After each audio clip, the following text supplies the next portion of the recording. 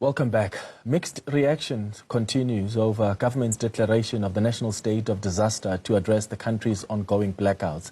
Government and the ANC maintain that the move will allow the struggling power utility to receive much-needed resources to end blackouts. However, others have questioned the move, with the Democratic Alliance taking government to court despite their earlier calls for the state of disaster. Now, to help us understand how this move will help with the energy crisis, I'm joined by Azola Zulu, who is the social investment specialist at Tshikululu Social Investments. Azola, thank you for making time for us this afternoon. How different do you think the implementation of the state of disaster will be from the last two state of disasters, one in response to the COVID-19 pandemic and the other to the KZN floods?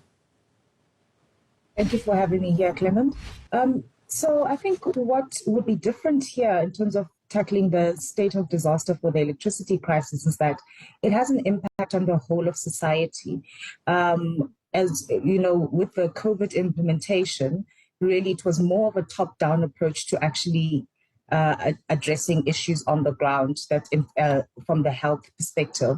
Whereas with the civil unrest and the floods in KZN, we also needed a more coordinated approach, especially in terms of the procurement, distribution and validation of parcels that would obviously alleviate some of the stresses on the ground. So for the energy and electricity crisis and the state of disaster thereof, what will be different here would be to actually having a more coordinated approach, which involves actually engaging and involving the civil society and community-based organizations on the ground in decision-making planning.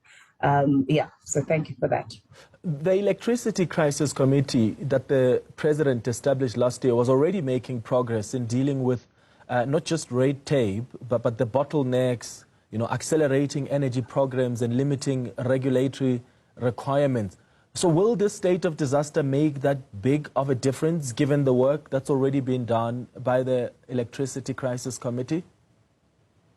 I think this work now with the state of disaster would actually be promoting more focused, approaches to resolving some of the issues that are happening on the ground.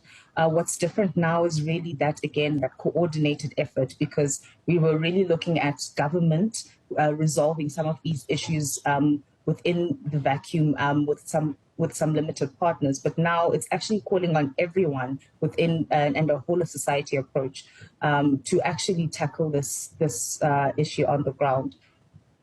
Mm-hmm. The President said that this declaration will allow government to support businesses that are struggling as a result of the power cuts and where technically possible, even exempt hospitals, the water treatment plants from load shedding. And I'm wondering, where is the money going to be mobilized from? Do you reprioritize funds, or do you think Treasury then comes in with the disaster funds?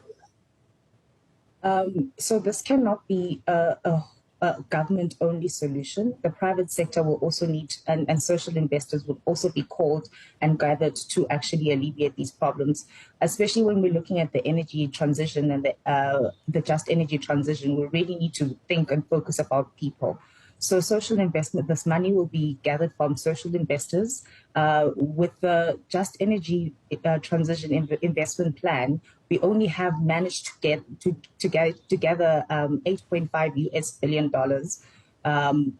within the next 5 years to implement the strategy. However, by 2030, in order to meet our national commitment to climate change and also promoting social protection, we also need to consider that there is an extra $98 billion that needs to be invested. And this cannot only just be a government-only approach that would come in terms of funding. So we need, as social partners like Tshikululu Social Investments, will need to mobilize some of the social investors and also mobilize the implementers on the ground who will assess, the current ongoing needs on the ground. And obviously channel some of those funds through intermediaries like ourselves and other social impact partners. So, the money is not enough. There is already that understanding that in order to achieve the just energy transition, 1.5 trillion rands is not enough. However, it is a first step in actually providing some of the solutions. I'm just wondering if there is appetite from the private sector to make that kind of investment, because it does take long for these funds to be made available, the disaster funds, that is. I mean, KZN waited a long time for Treasury to send them the money. They had to rely on reprioritized funds, and I'm not sure if ESCOM or even the Department of Public Enterprises has that option to reprioritize funds and give to ESCOM in order to help alleviate these higher stages of load shedding, because part of the urgent ways to do so is to buy diesel, and it's just that ESCOM doesn't have money for diesel. Do you think there is appetite from the private sector to make those kind of investments in helping alleviate the impact of load shedding? Yes, certainly. I think there is that kind of appetite, as we're seeing that business and the private sector is really moving towards an ESG approach. So they are really factoring some of that into their reporting and disclosure, and actually how they're rethinking of doing business in a way that enhances, the social value in communities. So already we've seen that the private sector is investing in renewable energy infrastructure through the, renewable energy procurement processes that are actually in place. They're also supporting the just energy transition in their discussions with the private sector, but also with some of the communities on the ground. And they are obviously also, contributing to national results monitoring. So there is that appetite from the private sector. However, I believe that we do actually have to, mobilize more resources and obviously promote some of these priorities in terms of channeling our social investments to actually make an impact, not only from an environmental perspective, but also from a job creation and livelihoods improvement perspective. Yeah, and when you have processes like this, and with the context that we have in this country, where in previous cases where a state of disaster was declared, there was money that was looted, you need protections in place to ensure that that doesn't become the case again. And if the private sector and other social partners are going to be investing heavily in being part of the solution, they also want to make sure that the money they're investing is going to be used for what it's intended for. So how does a process like this then need to be managed to avoid money being looted? Do you think bringing the Auditor General is enough? I think, using the existing structures of governance to obviously root out some of these corruption that's ongoing is important. But also, again, pulling in partners like social impact partners such as Tshikululu would also contribute to this kind of funds being actually channeled to the right sources. So there are mechanisms in place, and we obviously need to ensure that the monitoring and evaluation of where the money is going and the kind of impact that it's having on the ground is actually something that's disclosed on a national platform, just to also, have that kind of transparency and accountability. So we need to ensure transparency and accountabilities in our processes. And I think using the private sector's,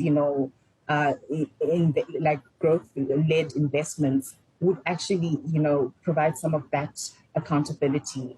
Yeah, and I guess the reality is that the power crisis won't also end tomorrow, right? We still have a long way to go. So the fact that we're going to get the investment and the help from the other partners, and that there's a declaration of the state of disaster, and now we have a new minister of electricity, doesn't necessarily mean that the crisis ends tomorrow. Certainly, and this is an ongoing challenge that we're also looking to overcome, and we're trying to. I think what's central is adapting to what's currently happening on the ground, and actually building and strengthening our resilience as society as a whole. So, the private sector is really being intentional about how they actually do business in actually creating value, social value, and impact on the ground. All right. Azola Zulu, thank you so much for making time for us this afternoon. Now, ANC Gauteng chairperson Panyaza Lesufi has commended the